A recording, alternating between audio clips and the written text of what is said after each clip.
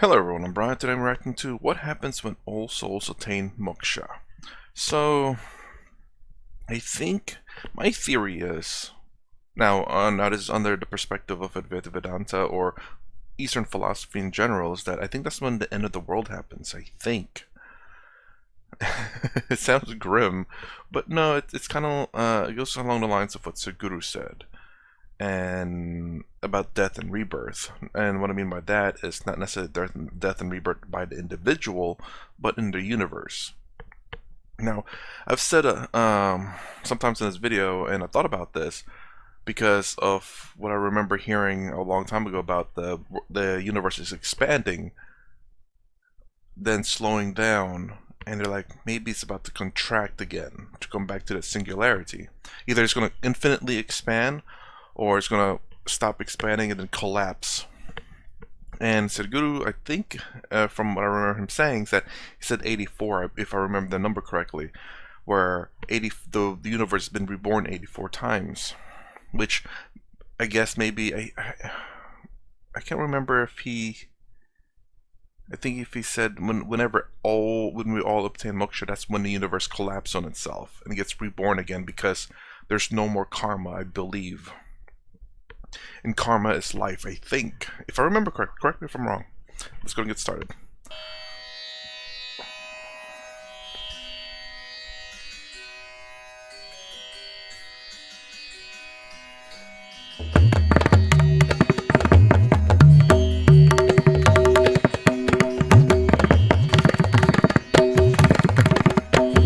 In fact, look, this is the promise of Hindus. This friend of right, very interesting thing. They're saying sometimes some people are taking a very scenic route to achieve moksha or kind of realize that the world they were kind of chasing after is a delusion and they rise above it. But it takes sometimes a very long time, a lot of thumping before you recognize it. That's called moksha. Rise above the idea, limited idea you have regarding who you are. This is moksha. Now, this is the beautiful promise of Hindus, is that even if you're a horrible, villainous person, nasty fellow, just real yucky fellow in grandfather's language, even then you are destined for moksha. This is the Hindu promise. So this is your destination, this is your true nature, rediscovering your true, it's not you're inventing your nature, it is there. It's just kind of, you take a scenic route, why do you need a rush? You run around, scenic route. Let me tell a funny story. Real quick before that story, that's kind of a hopeful idea too. That even, like he said, even if you're a nasty person, you're bound to achieve moksha. But I was gonna say that's hopeful because then it means that you have a chance of liberation. Even if you're a bad person, you can't give up because you have a chance. But then again, if you're destined to it, it's like, what's the point of changing? I hate thinking so much sometimes because I think of all possibilities. Try to think of all possibilities. So again, the possibility is like, oh yes, that means even if you're bad today, don't give up because you're destined to be liberated. And all of a sudden, I'm like, wait, you're destined to be liberated. Then no matter what you do, you're bound to be liberated anyway. Ugh. I like to do stories like this, otherwise it becomes too heavy and philosophic.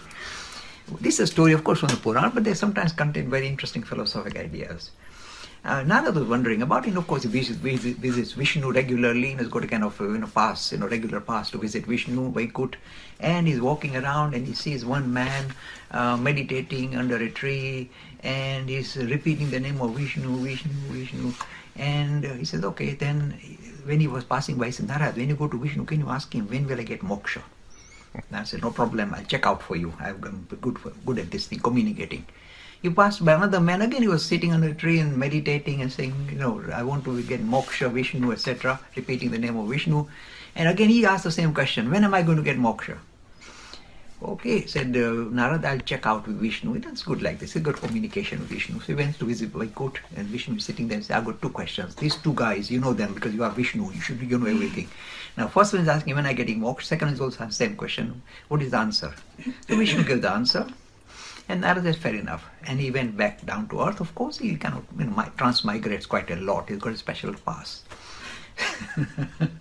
So he again went to the first man, he was waiting, what did Vishnu say?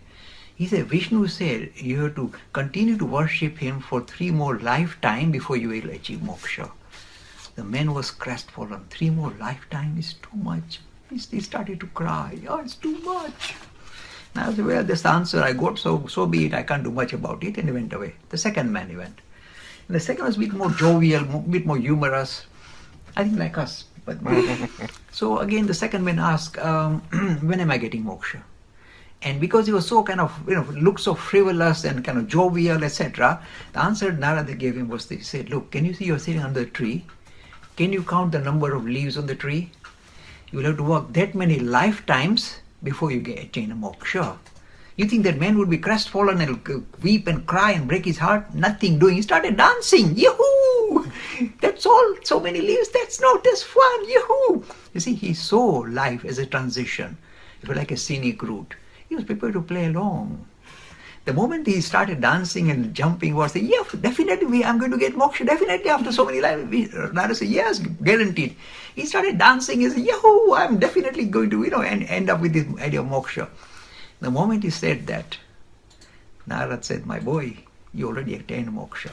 When you have that attitude, that moksha is guaranteed for me, then you already attained moksha, my friend. That is that assurance you have. This is the assurance, the guarantee from Hindus. Every living thing is rushing towards moksha. They may take a long time, many lives. What's the rush? As the man said, so many lifetimes I mess around, but I'll find moksha at the end. This is the promise. One thing I must say, you see, we believe in kalpa, cycle of creation and destruction. Somebody asked Mr. Lakhani, suppose the kalpa ends and you don't attain moksha, there are billions of living things, they don't attain moksha, what will happen to them? The answer is this. Actually, they were never here anyway, didn't I tell you? They just appear to be here dancing around here, and the dance stops. They attain moksha anyway. Okay, so I was gonna pause it there, but I figured it was almost over with anyway. Him about that story about that second guy about, oh, you count that many leaves, that's how many lifetimes, and he was so happy.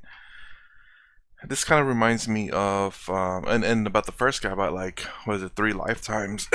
Excuse me, 3 lifetimes, and he was sad. This reminded me of Acharya Prashant's, one of the person that asked the question about he's in a rush to obtain liberation so fast, like I'm running out of time, I'm this useless. I think he was in college, obviously, and is saying I don't want to be wasting my time with this, I want to obtain liberation. He's like so much in a rush trying to obtain this, and this is essentially that story. And I said there, it's like, for me, I'm not gonna sit here and rush it. It's not because I want to keep playing this play, but if you're trying so hard to obtain something, especially liberation, the key to me, the way I see it, is in order to obtain liberation is you have to be free of it. By needing or wanting something, you are not free of that. You are chained to it. You are in need of it. That's not liberation. Needing liberation is not liberation. Liberation is when you let even liberation go. It really doesn't make sense, but it kind of does, if you understand what I'm saying. But yeah, this guy was like, I gotta obtain it. I don't want to be wasting my time to go in college or finding a job. Oh, actually, he had a really good job. It wasn't a college. He had a really good job in the tech industry, but he didn't want to waste his time doing that. He wanted to find liberation. So the thing about finding liberation, at least in my perspective, is not to want or need it. Not to, I wouldn't say not seek it out, but the desperation of seeking it out is the negative part. Seeking it out is fine, absolutely. We are all seekers here. Seekers of, well, something. Whether it be the truth or, or hopefully the truth.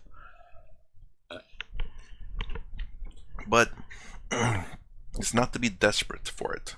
Not demanding the wanting of it. Curiosity, absolutely. I don't know why I'm doing all this stuff. I think I do that all the time in the videos.